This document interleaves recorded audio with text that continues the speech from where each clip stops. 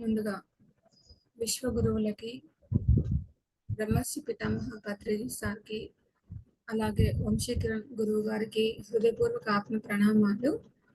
Friends, మనం కళా పూర్ణోదయం అన్న అంశం నుంచి రెండవ భాగం మణికందుని విషయాన్ని సిద్ధుడు చెప్పుట తపోభంగం అన్న అంశం గురించి తెలుసుకుందాం.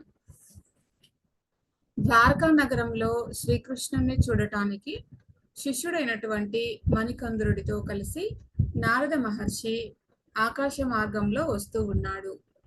అదే సమయంలో రంభా నలకూబరులు ఒక విమానంలో ఆకాశ మార్గంలో వస్తూ ఆ నారదుని గమనించి ఆ నారదునికి నమస్కారం చేశారు. కలభాషిని ఆ విమానం నేలబారుగా పోతూ ఉంటే ఆమె కూడా అనుకోకుండా ఆ నేల మార్గంలో పోతూ విమానం లోపల రంభా నలకూబరులు ఒకరితో ఒకరు చెప్పుకుంటూ ఉన్నటువంటి విషయాలను ఆమె విన్నది. ఆ తర్వాత నారద మహర్షితో వాళ్ళు రంభా నలకూబరులేనా అని తెలుసుకొని వాళ్ళు మాట్లాడుకున్న విషయాలను చెప్పమన్నది. అయితే చెప్పకూడదు,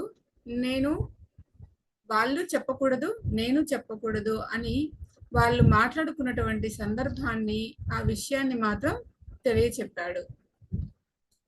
ఆ తర్వాత నారదుడు తన శిష్యుడైనటువంటి మణికందుడితో కలిసి ఆయన శ్రీకృష్ణుడిని చూడటానికి వెళుతూ ఉన్నాడు.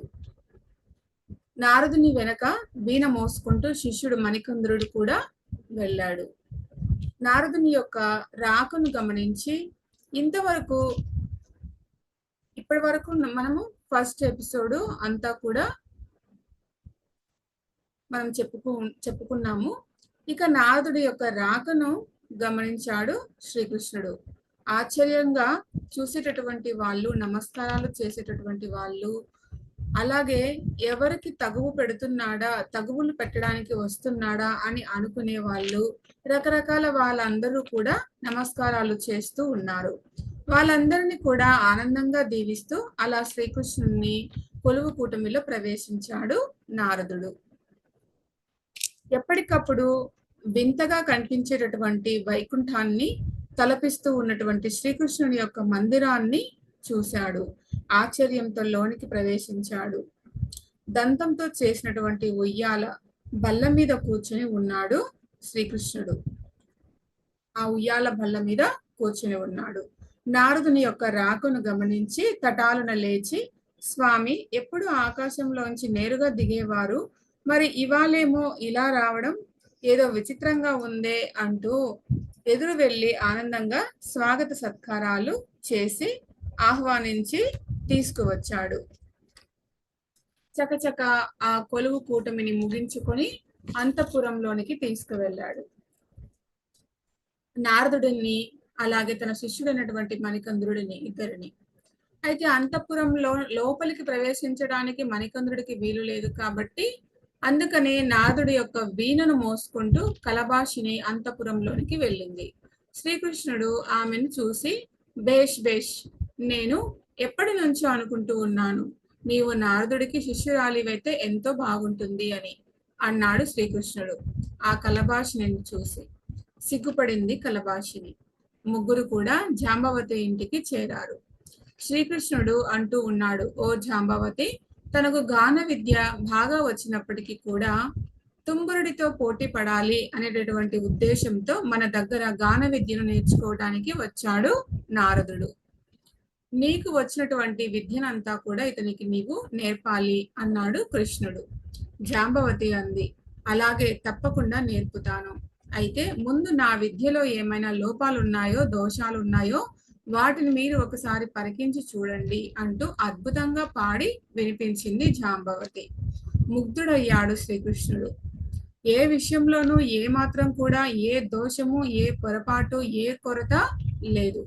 కాబట్టి ఇక నారదుడికి నేర్పడమే ఆలస్యం అంటూ నారదుడిని ఆమెకు అప్పగించి కదిలాడు కృష్ణుడు. 1 సంవత్సరం పాటు నారదుడికి, మణికందుడికి ఇద్దరికి కూడా ఈ గాన విద్యను నేర్పింది జాంబవతి. 1 సంవత్సరం తర్వాత రుక్మిణీదేవి, ఆ తర్వాత సత్యభామ చెరొక సంవత్సరం వీళ్ళిద్దరూ కూడా ఈ గాన విద్యలో శిక్షణను ఇచ్చారు. ఆ తర్వాత స్వయంగా శ్రీకృష్ణుడే మరొక ఏడాది పాటు వీరిద్దరికి కూడా విద్యలను నేర్పాడు. పాప మణికంద్రుడికి అంతఃపుర ప్రవేశం లేదు కాబట్టి శ్రీకృష్ణుడే ఆలోచించి అతన్ని కూడా నారదుడు అంతటి వాణ్ణి చేశాడు గాన విద్యలో. అలా ముగ్గురు కూడా సంగీతంలో ఆరితేరారు. నారదుడు శిష్యుడైన మణికంద్రుడు, అలాగే కలభాషిని. నారదుని యొక్క శిక్షణ ఇక పూర్తి అయిపోయింది. అంతఃపురంలో అందరూ కూడా గానంలో నిన్ను మించినటువంటి వాళ్ళు లేరు అని పొగుడుతూ ఉన్నారు నారదుడిని. అయితే అవి వట్టి పై మాటలా, లేక నిజంగానే నా గాన విద్యను, నా సంగీతంను చాలా బాగుండి అలా ప్రశంసిస్తున్నారా అనేటటువంటి సందేహం ఉంది నారదుడికి.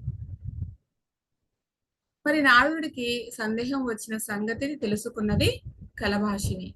అందుకని ఒక సలహా చెప్పింది. నేను వెళ్ళి కనుక్కోవచ్చు గాని ఇలా గనక వెళితే వాళ్ళు నా ముందైనా నిజం చెబుతారో లేదో మరి తెలీదు.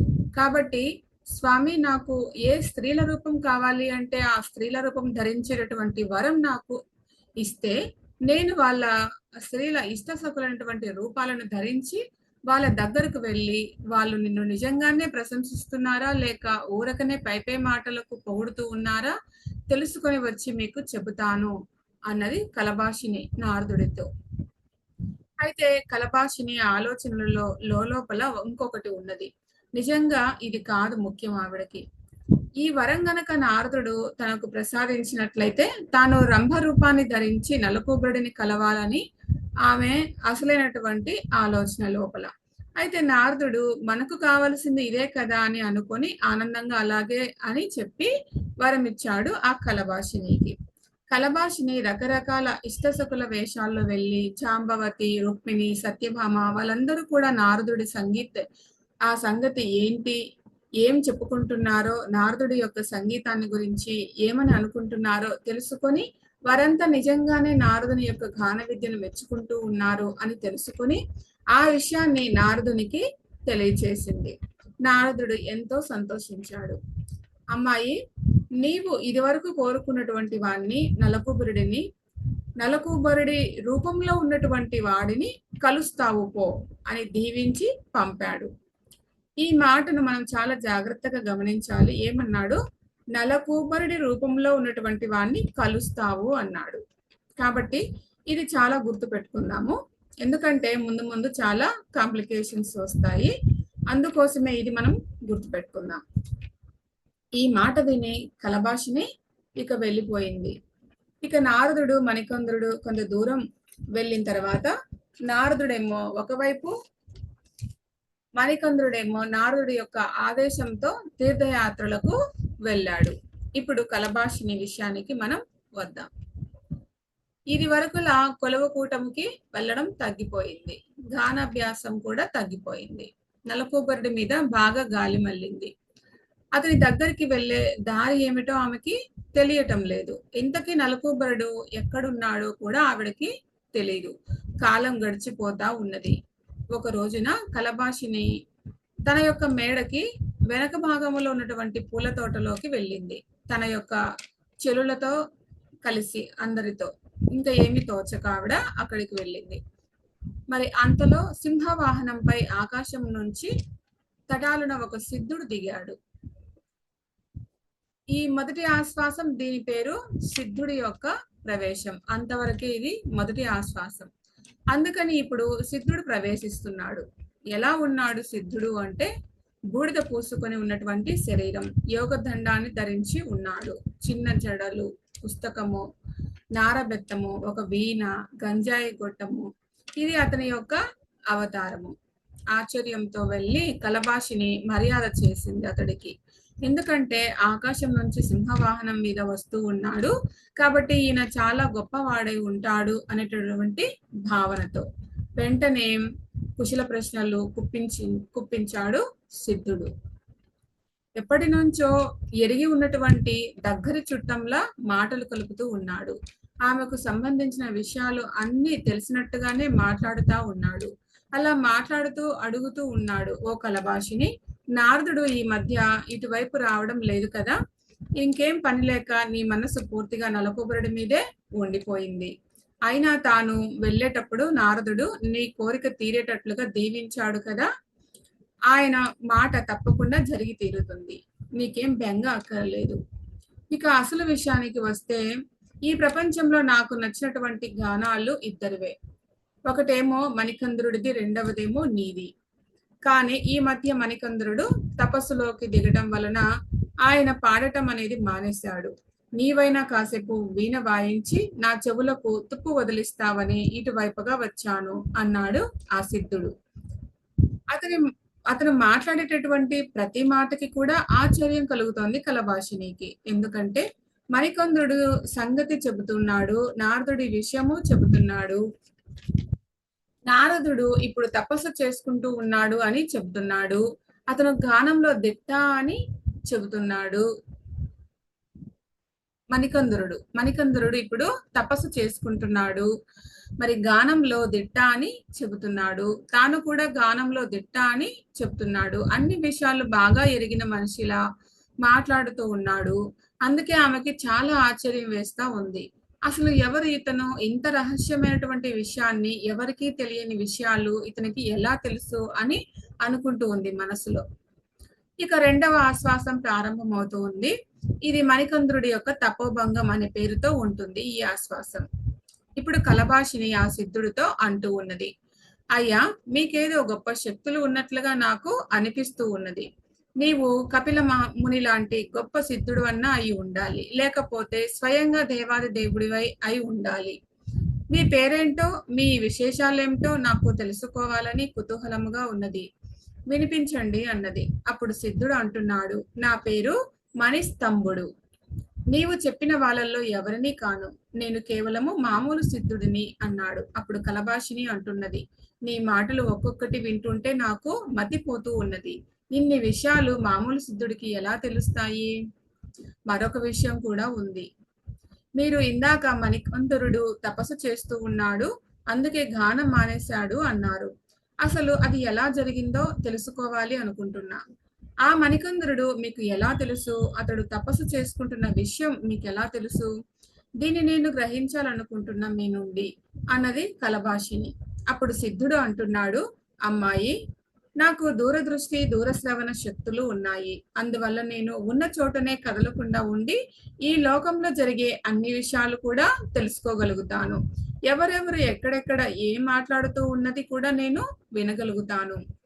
నీ గురించి నేను చెప్పినటువంటి అన్ని కూడా నిజమే కదా, ఆ విషయం నీకు మరి తెలుసు కదా. ఇప్పుడు ఇక నిన్ను విడిచి వెళ్ళిన తర్వాత మణికంద్రుడు ఏం చేశాడో విను, చెబుతాను. నీవు వాళ్ళ దగ్గర సెలవు తీసుకొని వచ్చేయటంతో నారదుడు మణికంద్రుడిని చూసి ఇలా అన్నాడు,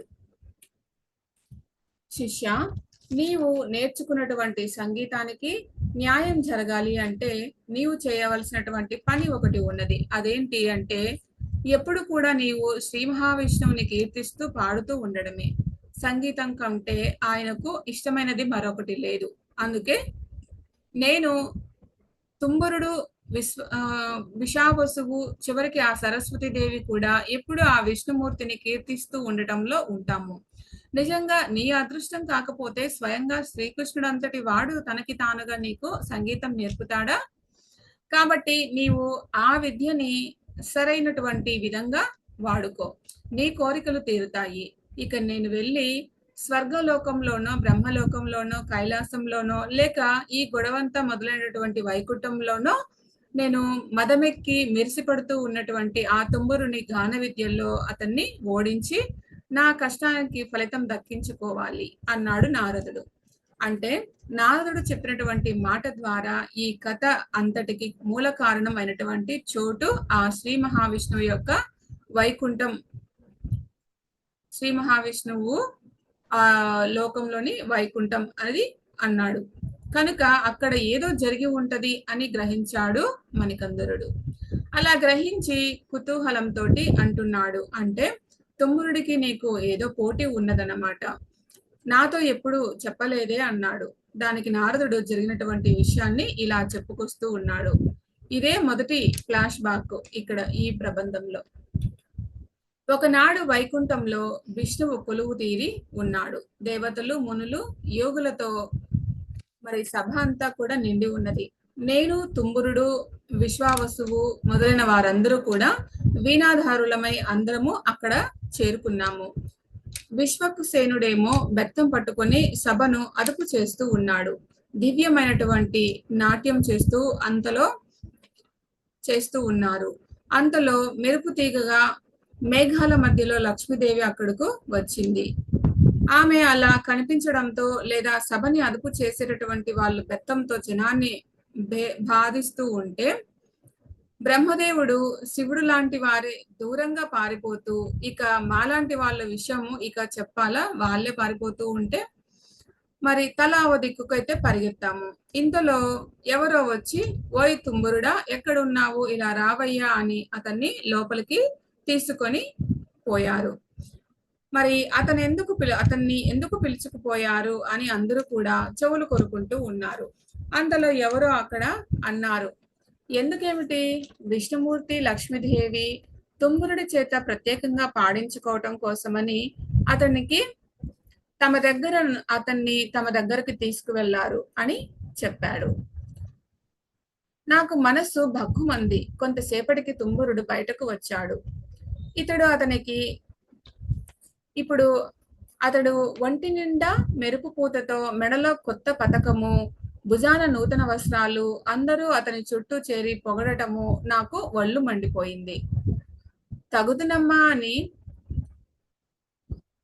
మరి ఒక్కడివే వెళ్ళిపోవడమే కాకుండా వారి ఒంటి నిండా ఈ బహుమానాలు తగిలించుకొని అందరికీ చూపిస్తూ, మరీ వస్తావా ఓరి పాపి అని పళ్ళు కొరుక్కుంటూ, పటపట ఇలాగ కొరుక్కుంటూ ఏదో ఒక విధంగా వాడితో పోట్లాట పెట్టుకొని సంగీతంలో ఓడించాలి అని నేను నిర్ణయించుకున్నాను. అయితే ఎందుకైనా మంచిది అని వెంటనే బయటపడకుండా కొన్నాళ్ళు మామూలుగానే ఉండి, ముందుగా అతని పాటలో ఉన్నటువంటి బలహీనతలను తెలుసుకుందాము అని అనుకొని ఒక యుక్తిని పన్నాను. ఆ పని మీద ఒకరోజు ఆ తుంబురుడి ఇంటికి వెళ్ళాను. అప్పుడు అతడు తన వీణను మేళవించి బయట ఉంచి లోపలికి వెళ్ళాడు. ఇది బాగానే ఉంది అనుకొని అసలు ఆ వీణ ఎలాంటిదో చూద్దాము అని నేను బాగా పరికించి చూశాను. ఆ తర్వాత దాన్ని పరికించాను. దాని యొక్క అపూర్వమైన స్మృతి వినేటప్పటికి నాలో ఆశ్చర్యము, భయము, సిగ్గు మూడు కూడా పెనవేసుకొని కలిగాయి. సిగ్గుతో వెంటనే తిరిగి వచ్చేశాను. నిజానికి నాకన్నా గొప్ప విద్య అతని దగ్గర ఉన్నప్పటికీ కూడా నాతో కలిసి పాడేటప్పుడు ఎప్పుడు కూడా నన్ను మించడానికి ఏమాత్రము ప్రయత్నం చేయలేదు తుంబురుడు. పైగా నేను గొప్పవాడినని అందరూ నన్ను పొగుడుతూ ఉంటే అతడు ఏమాత్రమూ కిక్కిరిమనలేదు. ఇప్పుడు విష్ణుమూర్తి మరి పలికించి పాడించేంత వరకు కూడా ఇతడు బయటపడలేదు. నీరు కొద్దీ తామర అన్నట్లుగా నిజంగా గొప్పవాళ్ళు ఎవరి దగ్గర ఎంత అవసరమో అంత విద్య ప్రదర్శిస్తారు కదా అని ఆశ్చర్యపోయాను. ఇక అప్పటి నుంచి అతనితో సమానమైనటువంటి విద్యను సంపాదించాలని ఎన్ని పాటలు పడ్డానో, ఎక్కడెక్కడ తిరిగానో, ఎంతమందిని కలిశానో, అయినప్పటికీ కూడా మరి శిష్య నాకేమి ప్రయోజనం అయితే కలగలేదు. చివరకు ఆ విష్ణుమూర్తి దిక్కు అని ఆయన గురించి ఎంతో కాలం తపస్సు చేశాను. అప్పుడు అతను ప్రత్యక్షం కాగా తుంబురుణ్ణి సంగీతంలో గెలవాలి అనేటటువంటి వరాన్ని కోరుకున్నాను. దానికి ఆయన ద్వాపర యుగంలో నేను శ్రీకృష్ణుడిగా జన్మించి ద్వారకా నగరంలో ఉంటాను, అప్పుడు వచ్చి నన్ను కలువు, నీ కోరిక తీరుస్తాను అన్నాడు. ఇలా చివరికి ఇప్పుడు నా కోరిక తీరబోతా ఉన్నది అంటూ ముగించాడు నారదుడు అని సిద్ధుడు కలభాషినికి చెబుతున్నాడు. ఇదంతా వినేటువంటి మణికందురుడు ఆలోచనలో పడ్డాడు. మరి తుంబురుడు వైకుంఠంలో ఒక్కసారి పాడటమే అంత గొప్ప విషయమైతే, ఇక ఎప్పుడు వైకుంఠంలోనే ఉండి ఆ విష్ణుమూర్తి సాన్నిధ్యంలో ఉండి పాడగలిగినటువంటి అదృష్టం ఎలా కలుగుతుందో కదా అని పైకి అనేశాడు.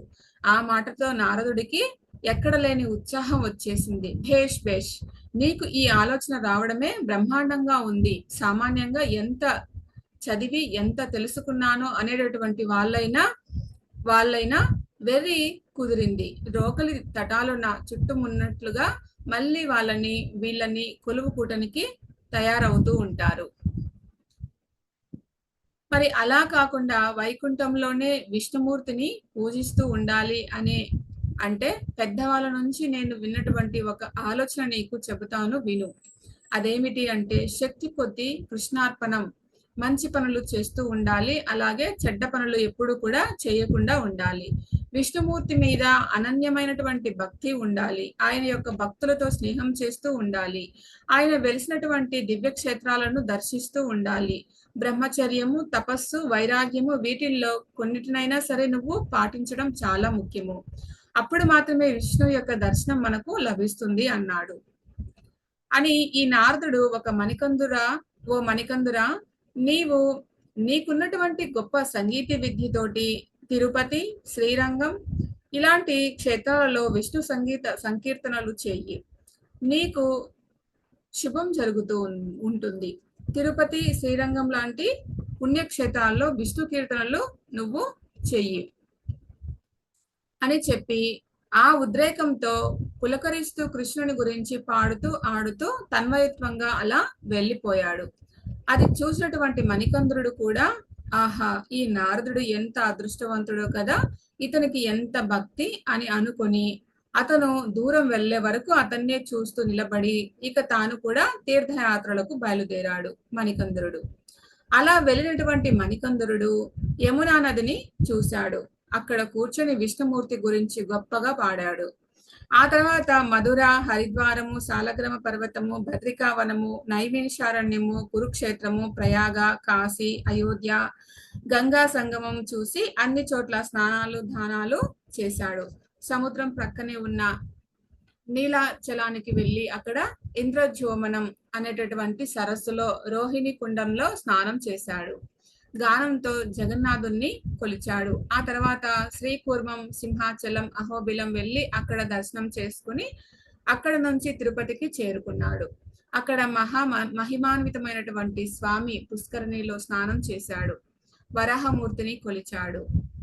ఆ తర్వాత శ్రీ వెంకటేశ్వరుని సన్నిధినికి చేరుకున్నాడు. శ్రీ వెంకటేశ్వర స్వామిని దర్శిస్తున్నాడు. ఎలా ఉన్నాడు ఆయన? మరి మృదువైనటువంటి పాదాలు, మెరుగు అందెలు, బంగారు దుప్పటి, మొలత్రాడు, మనులు కూర్చున్నటువంటి వడ్డానము, బొడ్డులో మాణిక్యము, వైజయంతి పూమాల, వక్షాన లక్ష్మీదేవి, వరులహస్తం, కటిహస్తం, మిగిలిన 2 చేతుల్లో శంకు చక్రాలు, దానహానాలు, చక్కటి కంఠం, నవ్వు ముఖం, మకర కుండలాలు, పద్మనయనాలు, అందమైన ముక్కు, కలికి కనుబొమ్మలు, ముత్యాల హారం, రత్నాల నుదురు ఇవన్నీ ఉన్నటువంటి ఆ వెంకటేశ్వర స్వామి విగ్రహాన్ని అంగాంగము చూసి తబ్బిచ్చి పులకిచ్చి తన్వయత్వంతో ఆయన గురించి 3 రాత్రింబవళ్ళు పరవశంతో పాడి అక్కడ ఉన్నటువంటి భక్తులందరినీ ఆనందాశ్చర్యాలతో ముంచేశాడు. ఇంత జాగ్రత్తగా విగ్రహాన్ని పైనుంచి మరి క్రింది నుంచి పైకి ఇలా అంగంగాలు జాగ్రత్తగా చూసి వర్ణించాడు అంటే ఏమండి, మనల్ని మరి ఇలాగా వెంటనే దర్శనానికి వెళ్తే పక్కకు లాగేస్తారు కదా, ఆయన ఎలా వర్ణించారు అని సందేహం రావచ్చు. ఎందుకు అంటే అది 15వ శతాబ్దంలో శ్రీకృష్ణదేవరాయల యొక్క ఆస్థానంలో ఉన్నటువంటి పింగళ సూరణ రాసినటువంటి గ్రంథం ఇది. సో 1915వ శతాబ్దంలో మరి పైకి వెళ్ళడానికి బస్సులు ఇలాంటివి అయితే అక్కడ ఏవీ లేవు. ఆ రోజుల్లో తిరుపతికి వెళ్ళేవారు 2-3 అలాగా ఉంటారు అంతే, ఒక 5 మంది ఉంటారు అంతే. అది 10 మంది కంటే మించి అయితే అప్పుడు ఎవ్వరు కూడా ఉండరు. సో అలాగా హాయిగా అక్కడే మరి కొన్ని రోజుల పాటు కూర్చొని మరి దైవ దర్శనం చేసుకోవచ్చు. మరి అక్కడ ఎవరు పెద్దగా రష్ ఉండదు కాబట్టి ఎంతసేపు అయినా ఎన్ని గంటలైనా సరే కూర్చోవచ్చు ఇక.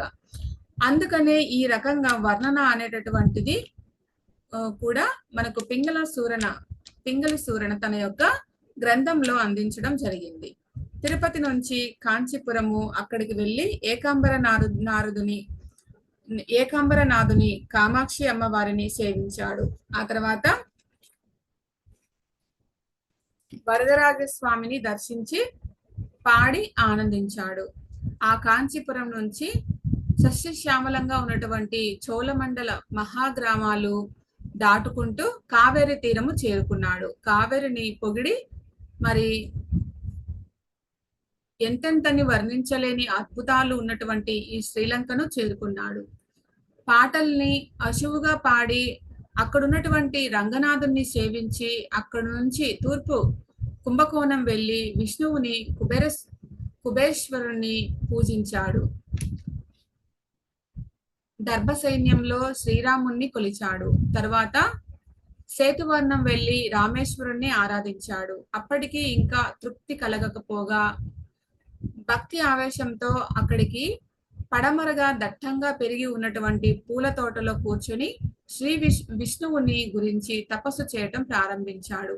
తీర్థయాత్రలు చేస్తూ ఉన్నప్పుడు మణికందురుడు చేసినటువంటి అద్భుతమైన గానాన్ని నేను వల్లంతా చెవులు చేసుకుని విన్నాను ఓ కలభాషిని. సిద్ధుడు చెబుతున్నాడు ఇక్కడ.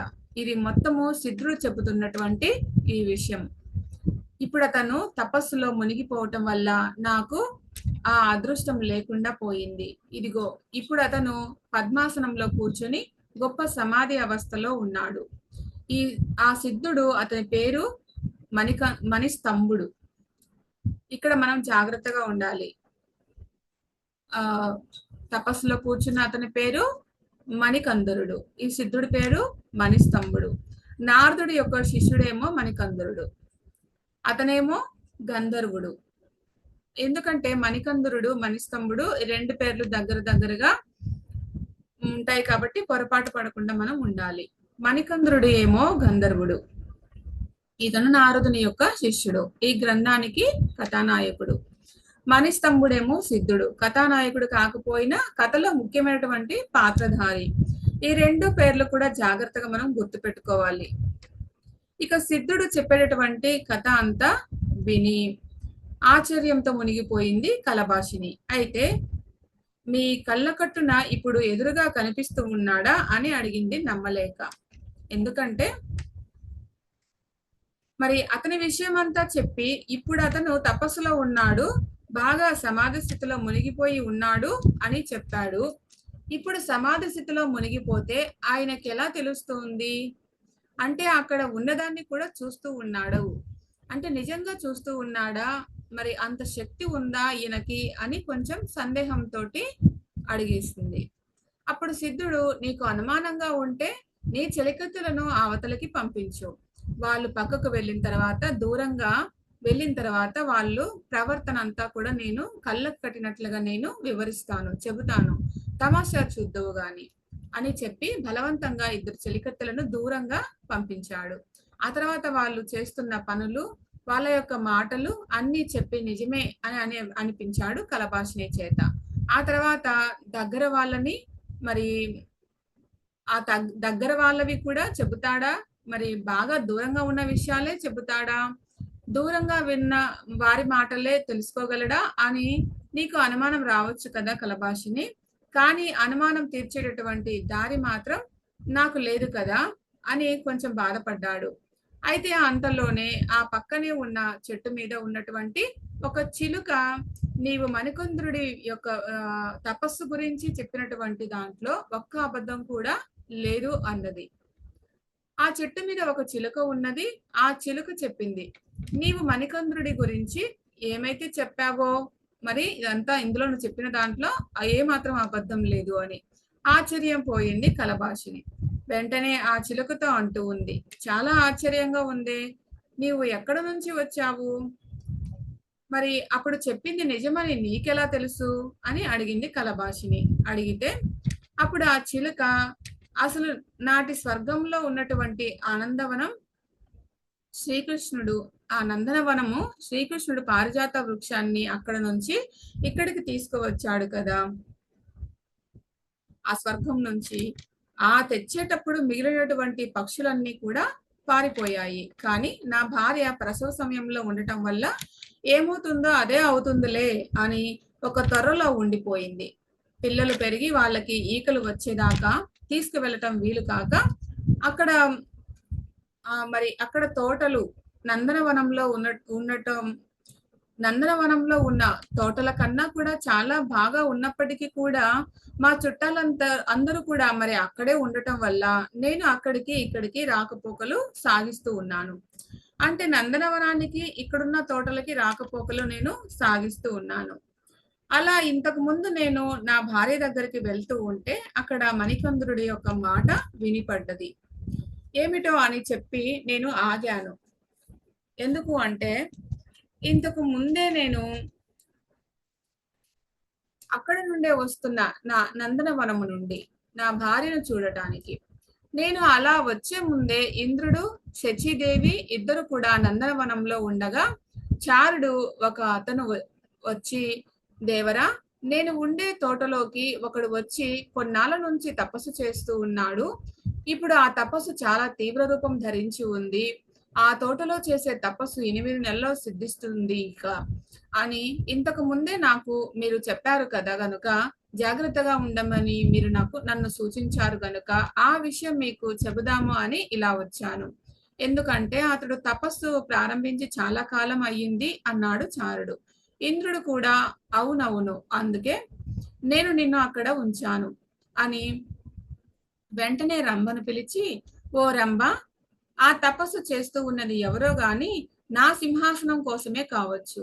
గోరంత ఆలస్యానికి కొండంత నష్టం రావచ్చు. కాబట్టి ఇలాంటి పనులకు ఆలస్యం పనికిరాదు. దీనికి సమర్థులైన ఎవరు అంటే అప్సరసలే. అందులోనూ అప్సరసల్లో కూడా ప్రధానమైనటువంటి నీవు ఆ పని ఎంతో చక్కగా నెరవేర్చగలవు. కాబట్టి నీవు వెంటనే వెళ్ళి ఆ పులిలాంటి మునిని మన్మధుడికి జిక్కగా చెయ్యాలి, బయలుదేరు అని ఆజ్ఞాపించాడు ఇంద్రుడు. దానికి రంభ అన్నది, ఓ దేవేంద్ర, ఆ ముని ఎవరనుకుంటున్నారు? నారద మహర్షి యొక్క శిష్యుడు మణికంద్రుడు. అతనిని నేను ఇదివరకే చూశాను. అప్పుడే మాలాంటి వాళ్ళని లెక్క చేయనటువంటి వాడు. ఇప్పుడు ఇంత తపస్సు చేశాక లొంగుతాడనే నమ్మకం నాకు లేదు అని అనుమానంగా మాట్లాడింది రంభ. ఓహో అలాగా, అయితే నీకు అద్భుతమైనటువంటి రూపము, సరికొత్త యవ్వనము ఇస్తున్నా. ఇక వెళ్ళి పని పూర్తి చెయ్యి అని పంపించేశాడు ఇంద్రుడు. రంభ కూడా కొత్తగా వచ్చినటువంటి యవ్వనము, దానికి తోడు గొప్ప అలంకారములతో మణికంద్రుడి దగ్గరకు బయలుదేరడము నేను చూశాను. ఈ పాటికి రంభ తన యొక్క తపోభూమికి చేరి ఉండవచ్చు అని తాను చూసినటువంటి దాన్ని చూసినట్లుగా ఆ చిలక వివరించి చెప్పింది. ఆనందంతో ఆ చిలకను పొగిడి పంపించింది కలవాషిని. సిద్ధుడు విషయమే ఆశ్చర్యంగా ఉంటే మరి చిలక విషయము ఇంకా ఆశ్చర్యంగా ఉంది. ఇప్పుడు సిద్ధుడు కలభాషిని, ఇంతకు నేను వచ్చినటువంటి పని ఏమిటి? నీ పాట వినడానికి నేను వచ్చాను. ఇప్పటికైనా వినిపిస్తావా అని అడగటంతో అలాగే అని కొంతసేపు పాడి వినిపించింది కలభాషిని. అదే సమయంలో అక్కడ మణికంద్రుడి యొక్క తపోవనంలో ఏం జరుగుతూ ఉన్నది అన్నది మనము రేపు తెలుసుకుందాం.